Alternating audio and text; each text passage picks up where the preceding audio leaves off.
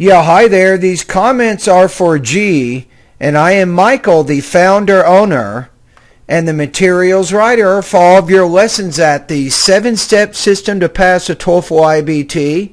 And it's always interesting. Everybody has a different kind of experience or background with a language and a different story. So let's take a look at your specific situation and see what I can do to help you get back on track to improving your academic English language proficiency so that you can reach your TOEFL goals. So your story is, in November, you want to say here on, first of all, because you have a specific date. So on November 14th of this year, I took the test and got a low intermediate score of 26 points in the reading, 18 points in the reading, 15 points on the speaking, and 20 points on the writing. A total score of 79. I don't know if I'd say low intermediate. A lot of people would disagree with you on that. I mean, at least your intermediate or high intermediate level with your TOEFL, but I guess it all depends on what you compare yourself to. Some people think that 80 or 81 is a satisfactory score for graduate study here in the United States, but in your case, you want to score higher than that. You say, I have no real problems at reading and understanding long and complex texts. Since I've been doing that in an academic context for around 5 years at the university, my mother tongue is Spanish. You say, on the other hand,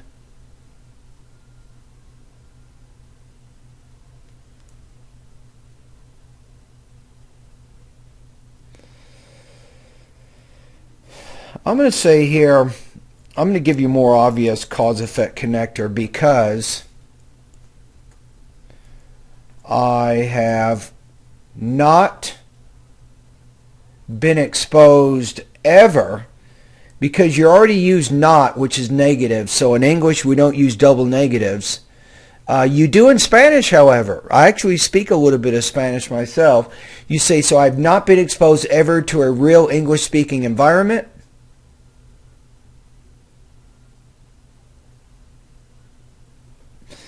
Maybe put a period. Then maybe you might use a cause-effect word here.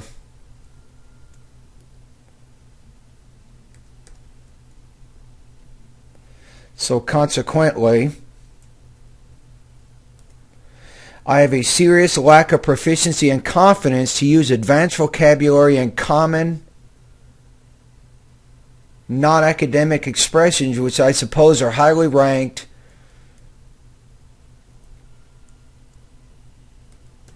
on the writing and speaking sections.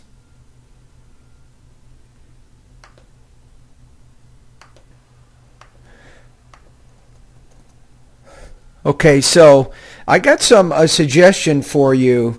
In Spanish, you have the preposition which is en, right?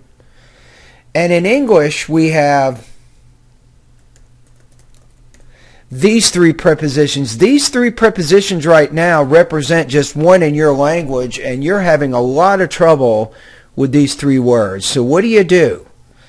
I'd recommend go to Google and get some example sentences using in and write them down in a journal. Maybe get 5 or 6 sentences using in as a preposition.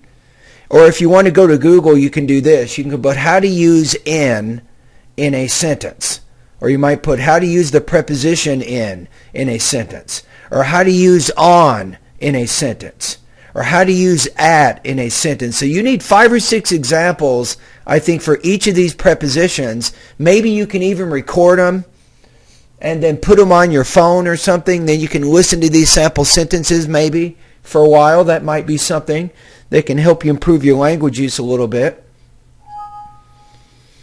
Okay, let's go to the second paragraph. You say, after taking a look at your website, I am convinced that your course and method could really help me to achieve my goal of a total score of 93 or higher with a minimum of around 22 for each section. With that, I would be able to complete the set of documents that I need to apply for a Master of Science. All right.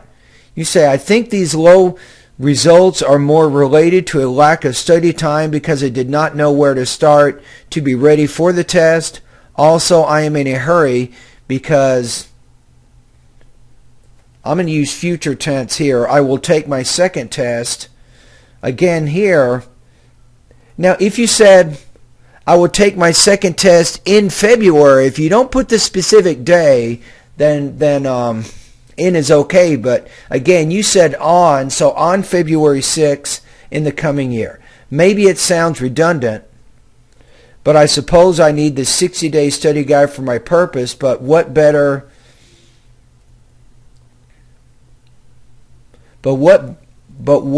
better than asking you for advice before joining your course and be absolutely sure before taking any step for this short period of time that I need to study. Thanks in advance. You're welcome. And thank you for your question. So let's see if we can figure out what to do in your... In this part of the video, we need to take a look at some things that you can start doing to help you improve your academic English language proficiency. So, 60% of your time you need to be spending doing these 4 suggestions. Number 1, you're practicing listening every day for about 45 minutes. Now, if you have English TV, you can focus on news, documentary history, and especially science programs, of course. Now, if you don't have English TV, here are 3 websites you can use on the internet. Randall's Cyber Listening Lab, TED Talks, and National Public Radio. As you can guess, that the TOEFL exam is pretty complex, and during the reading, listening, speaking, and writing sections, you want to make sure that you have a good system of note-taking, and you should start practicing your note-taking today. So as you do your listening practice, I want you to write down the main and the most important supporting points of the reading and the listening passages. Now keep in mind that you also need to take notes on reading passages, and you have to use those notes to answer reading, listening, speaking, and writing questions, of course, right? But you want to focus more on the listening because that's your weakness. Now as you do your note-taking practice on the listening passages, I want you to write 3 250-word summaries each week. Remember, as you do your summaries, do them from the lecturer's point of view or the speaker's point of view. So you say, according to the lecture, blah, blah, blah. The speaker in the lecture claims, blah, blah, blah. You can even use present tense verbs to explain that information. In addition to doing writing practice, you should also be doing speaking practice. So I want you to give 3 to 5 60-second oral summaries each week. Again, you're looking at your notes and you're using your notes to speak about the listening passages. So the 60% of your time should be spent going over these first 4 steps. Now, 40% of your time right now, you should start going through the lessons in my 60-day TOEFL study guide. Now, if you don't want to use my study guide, you don't have to. Once you get access to my course, you can study anything you want, anytime you want. You have complete access to over 700 vocabulary, pronunciation, grammar, listening, reading, writing, and speaking lessons, so you can pretty much do whatever you want. So the study guide is simply a sampling of things that you can do on a day-to-day basis. Some people go to my website and they go, oh, Michael, there's 700 lessons. I don't even know what to do or how to start. So that's why some students use a study guide. If you want really specific direction, you can do that. Now, you should also at some point, this is important before you take the official TOEFL IBT exam, you should complete a full-length IBT practice test. This is important because you get a chance to mark your progress and you can see your weaknesses and your strengths, I think, based on the TOEFL exam, but also you can develop the strength and stamina that you need to complete a 5-hour test. I mean, taking a 5-hour test requires a lot of concentration, and the practice test can help you build that ability. So I think that's important. Now, the third benefit of taking a full-length IBT practice test is you become more familiar, I think, with the structure and the format of the test itself. So you can actually learn some test-taking strategies and some things like that. So there you go. So these are my 6 specific suggestions and the study guide I recommend for you. I'm pretty confident that you will be able to improve your English. You will be able to improve your TOEFL score. The question is, can you do it in 60 days? My biggest worry, to be honest with you, is the speaking score that you have here, which is 15 points out of 30. It might take more time than 2 months, I think, to get that speaking score above 22. But what you're doing is, when you become one of my students, start posting independent and integrated speaking practice tests, and you can start getting feedback from me. You can see how you're doing, right? So that's going to be important for you. So once you're consistently scoring, around 22 to 24 points, I think, then that's telling you that your speaking skills are in pretty good shape. All right, so those are some of my comments. Remember that this is a process. Some students, I think, who use my online course, they may get results pretty quickly. Other students, it may take a longer period of time.